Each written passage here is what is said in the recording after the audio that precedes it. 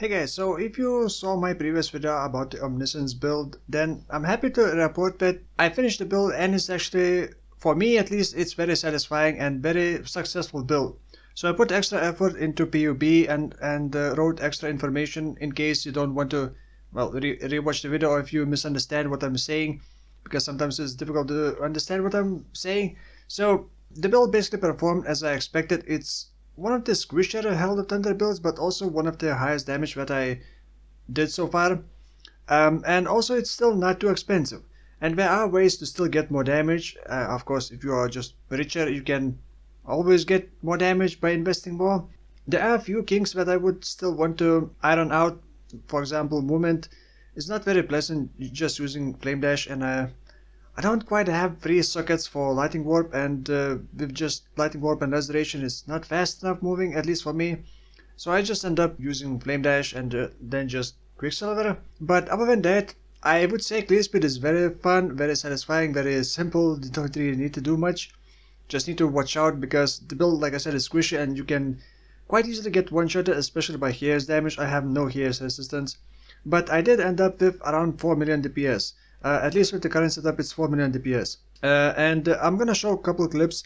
I was doing tier 16 maps, even some Conquerors on a 5 link, and it was fine. Obviously, the damage was a bit lower, but it was still fine. So, if you are looking for a pleasant map farmer, especially on lower tier maps without investment, then this build works very well.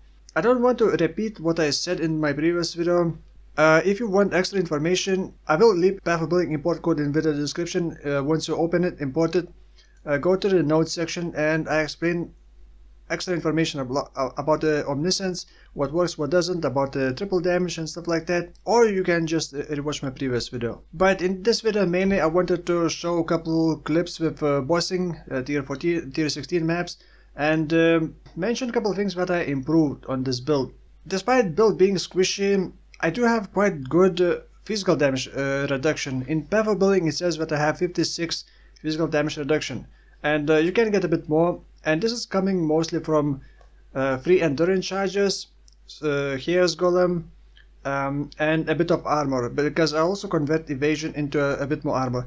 Because what's the point of having 1000 evasion? It's nothing. Better add that evasion into armor and then pick up some armor nodes along the way with life and get a bit more tankiness.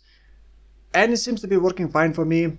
Occasionally I do get one-shotted, especially by Here's damage, and I think elemental damage. For example, in this Chimera fight, Chimera barely did damage to me. I don't quite understand why. I guess my physical damage reduction was pretty decent, and then Recoup was helping, then the Leech was helping, and maybe the Steel Skin was also helping enough, and I guess Chill Ground was slowing down the boss, probably. The damage, like I said, I had 4 million DPS, but it is slightly conditional. I have to basically walk near the boss to drop Brittle Ground, and Brittle Ground is the new implicit on boots. The higher tier, I believe, only lasts longer, but the AoE is not any higher. So I mentioned that in the previous video. I'm still using Brittle Ground, and it adds 5% base critical strike chance. I still have one medium cluster jewel that adds an extra 1% base critical strike chance to heralds, just for a bit of reliability. Now the Leech, I changed. The Leech, I got Dorian's Lessons on the large cluster jewel, and then on gloves, instead of getting Leech, I am getting lightning exposure, because on gloves exposure is guaranteed, while exposure on the cluster jewel is not a guaranteed, and well, it doesn't have 100% chance. So it's a trade-off. You can either get exposure or Dorian's Lessons Leech on the large cluster jewel. And then the spread shocks on gloves is not, wouldn't say it's like absolutely needed, because I actually was using Arc before, but people said that Crackling Lance works well, and I was testing Crackling Lance, and it does seem to work pretty well in most cases. There are a few very rare cases where Arc would work better, so just try swapping Crackling Lance. Basically, I'm talking about casting damage taken with life tap and Crackling Lance or Arc. But I also added Cold Snap. I refunded out of the chill node from Elementalist and just added Cold Snap. Now, the Cold Snap does have 3-second cooldown, and I do want that. Especially for bosses, I don't want it to be spammed all the time, because it would also cost extra life because of life tap. You can, by wall mapping, you will bypass its cooldown by spending frenzy charges, which you will get most of the time, because when enemies die, if you are standing on chill ground created by cold snap, you will get a frenzy charge. So while mapping, sometimes you will even have more damage than against bosses.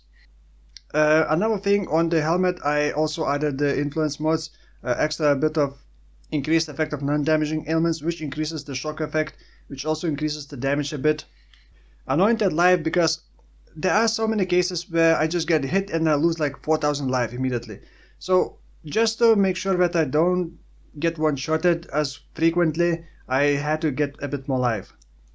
You could go just full damage and get like 6 million DPS easily, but you would probably be running with like 3,500 HP, and I don't think that's very pleasant, especially considering that you're gonna be doing damage to yourself through rings. I explained how you can mitigate the rings damage in the notes section. The helmet enchantment, I think it's not mandatory, but since I bought the helmet enchantment, it can actually be pretty expensive. Getting Herald of Thunder has 75% increased mana reservation efficiency enchantment, because the lone messenger that gives a lot of damage to heralds also disables all the auras, including smite, including banners, stand skills, and just normal auras. You can still use Arctic Armor, Temporal Rift, and Aspect skills, like Aspect of the Spider. But since Aspect of the Spider or any aspects are suffixes, and for suffixes I want Strength, Dexterity, Intelligence, those, I couldn't get that, but maybe it would be worth it. However, I have Anomalous Arctic Armor, which grants me up to 20% chance to freeze enemies for 350 milliseconds when hit. However, I also linked it with Enhance, Elemental Proliferation, and Unbound elements. So this means that I currently have 36% chance to freeze enemies for, I think it was a bit over half a second, and it also proliferates that freeze. So in practice, I don't think that it helps really that much, because if enemies hit me and I don't die, then the Herald of Thunder will take care of them anyway within like a second. And freezing them is not really adding that much. You cannot freeze big bosses anyway, and you're gonna be chilling them with like a cold snap. So it's not mandatory per se, and if you can get aspect and just run normal anomalous Arctic Armor, or just well, either normal or anomalous Arctic Armor, but without any supports, and you would end up having more damage.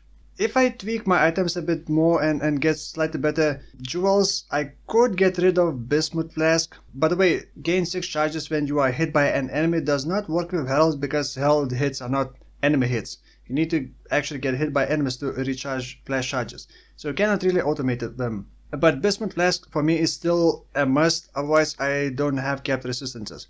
So I would still need more to cap my fire res. But then I could replace Bismuth Flask with like a Sulfur Flask, the one that creates consecrated ground and gives you increased damage. That would add a bit more damage and more survivability as well. I think everything else is pretty much the same. I am still using Stormbrand with Hex Touch and Enfeeble and Culling Strike to help. Enfeeble, I like I said, I need a tankiness, and I think Enfeeble is helping a lot. And currently I am sitting at 1482 Omniscience, which gives me 148 penetration. I have 154 lighting penetration because I have some passives. Lowering enemy resistance just a tiny bit more, well, it is noticeably a bit more, it's not gonna add you all that much. So curses, I would say either use Temp Chain or Enfeeble. But then again, if you're dying too much, I would say just get more damage. You're gonna kill enemies faster, and you cannot really survive very long fights because you're gonna run out of life flask, which you still need. So just get more damage. But for me, that 4 million DPS seems very consistent and reliable. So yeah, that's pretty much it. Check the video description for Path of Building import code, and check the notes inside it to see more information if you are missing something, or just ask in the comments below. Thank you for watching, and I'll see you in the next one. Bye bye.